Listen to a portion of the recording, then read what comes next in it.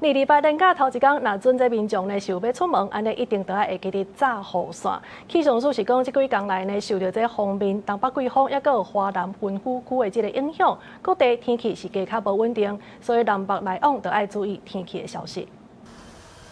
27透早，北部的雨擦擦地。气象署讲，这是受到锋面经过所影响的。锋面经过了后，27暗会阁受到东北季风路南影响，爱到3月初1，东北季风才会减弱。所以拜六、28这天，全台湾拢会有雨。有气象专家指出，因为这几天的天气变化较大，所以真有可能弹春雷。气象署表示，锋面经过造成的对流确实有机会弹雷公。到了3月2号到3号。这个锋面通过以及这个3号东北季风在增强，那各地的降雨又会相较这个1号的话是有在稍微增加。1号的部分的话，它的降雨是在未来1周稍微比较少一点的一个时间点。好，那到了这个4号、5号，就是东北季风持续的影响。另外，气象署表示，3月初2会有新的锋面通过，然后3月初3又有一波新的东北季风报道。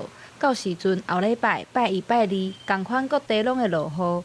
若温度的部分，28连假北部的降温会较明显，差不多咧20度左右。3月初1会回温，3月初3会阁降温。3号之后，这个东北季风再下来，那北部的温度的话，大概最低温目前看的话，大概是可以降到15、16度左右的一个情形。这个时间点大概是在3月4号的这个早上。那3月4号、5号。这虽然是持续受到东北季风影响，可以看到这个整个高温的话，大概都是在21度、22度左右。整体来讲，都还是比较偏凉一点的一个情形。春天的天气变化较大、较紧，气象署提醒，这礼拜因为锋面经过和东北季风，佮加上华南云雨区的关系，所以各地的天气拢较无稳定。若要出门，爱炸雨伞。沿海地区这几天影会较大，风嘛会较透。